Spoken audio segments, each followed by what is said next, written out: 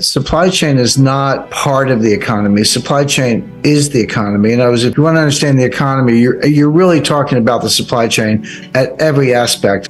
Something as simple as a loaf of bread. You buy a loaf of bread at the grocery store.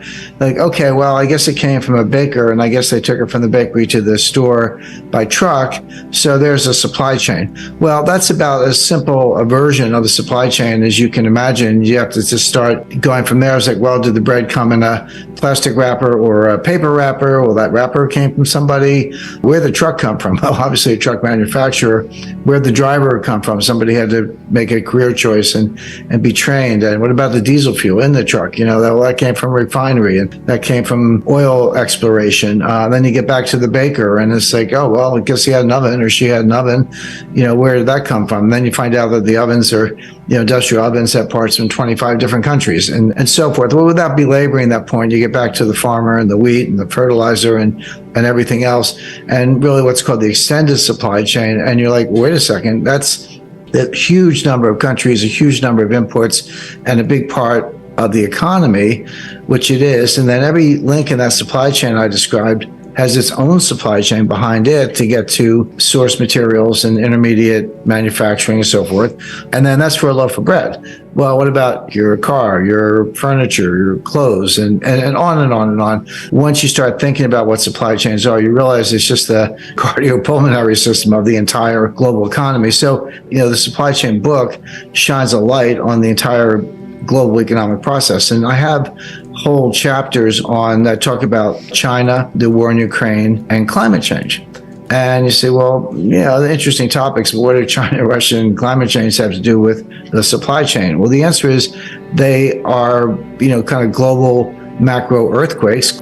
Russia's invasion of Ukraine led to sanctions against Russia that affect everything, imports, exports, strategic materials, semiconductors, fertilizer, oil, natural gas, etc. Again, you're saying, well, okay, Boeing makes aircraft. They need titanium and aluminum. Where does that come from? Turns out about 30% of it comes from Russia.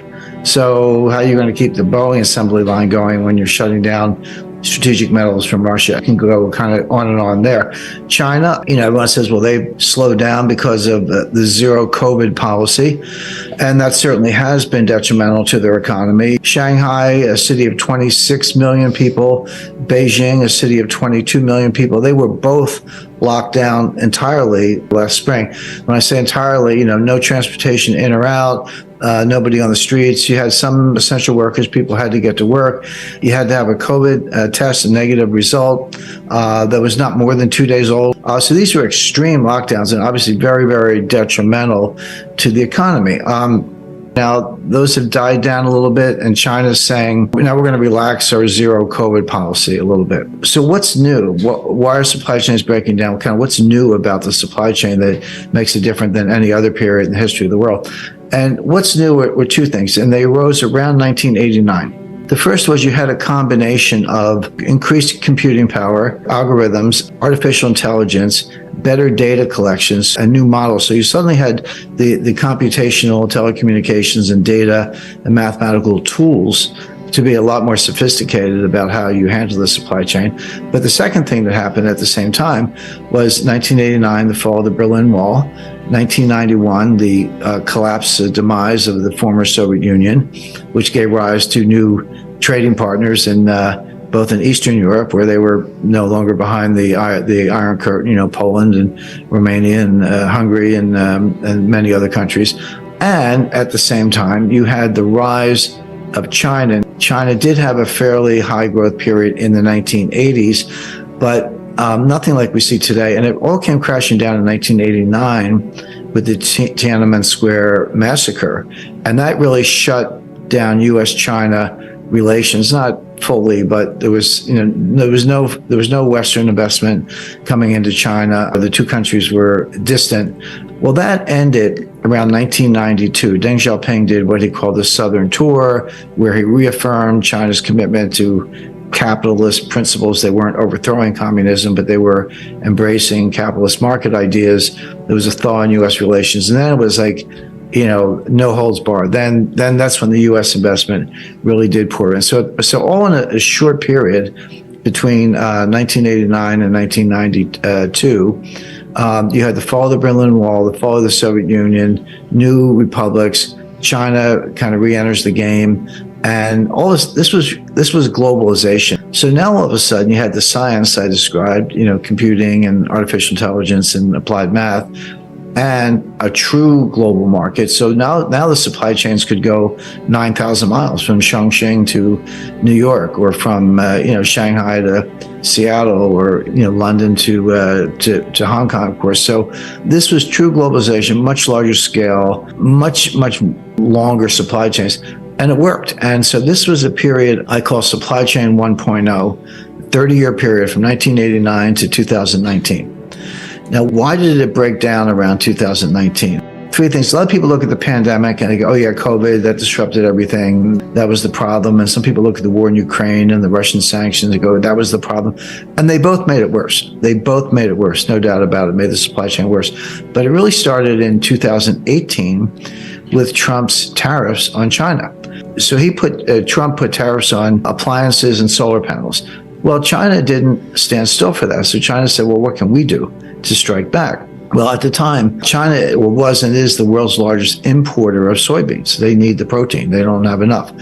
The U.S. and Brazil are the two largest exporters of soybeans. Well, China was buying all their soybeans from the United States because they were trying to reduce the trade deficit. We were buying so much stuff from them, and China said, well, what can we buy from the U.S. just to kind of balance the books a little bit? And the answer was soybeans. Well, when Trump put the tariffs on, China redirected all of their soybean orders to Brazil. They stopped buying U.S. soybeans and they bought them all from Brazil. Well, there's a lot more to that than a phone call. You got vessels and dry bulk carriers and transportation lanes and port facilities. And, if you're Brazil and you get all these orders, you got to get trucks to get the soybeans to the ports. You got to open up port facilities, etc. The point is, this is a major, major shift in global logistics, just to change the order book from the U.S. to Brazil. Beyond that, people involved in this, they don't want 6-month contracts. They want 5-year contracts, or at least 3-year contracts, and they got them. And so now all of a sudden, China's buying all their soybeans from Brazil, but this scrambled global supply chains. Now, what are the U.S. farmers doing? We're still growing the soybeans. We can't sell them to China. Well, it turns out the Netherlands needed them. So, okay, we'll sell them to the Netherlands and distribute them to Europe, which they did. And then this went on and on because Trump put more tariffs on to retaliate. China took more actions against the United States, canceled purchase. So, and it escalated from there. Now, again, COVID made it worse. The war in Ukraine made it worse. But it's very clear that that's where it started. So that's why I use 2019 as just, kind of an arbitrary date with a 30-year period of supply chain 1.0. Now we're getting to supply chain 2.0, but we're not there yet. We're in this messy, in between, inefficient, muddling through period where things are broken, but they'll never be put back together the way they were, but we haven't produced or created the new model supply chain. We're just muddling through, and with a lot of disruption, a lot of empty shelves. You have to understand, it took us 30 years to build this. We blew it up in about 3 years. It's not going to come back overnight. It's going to take 5 or 10 years or maybe longer to rebuild in some form.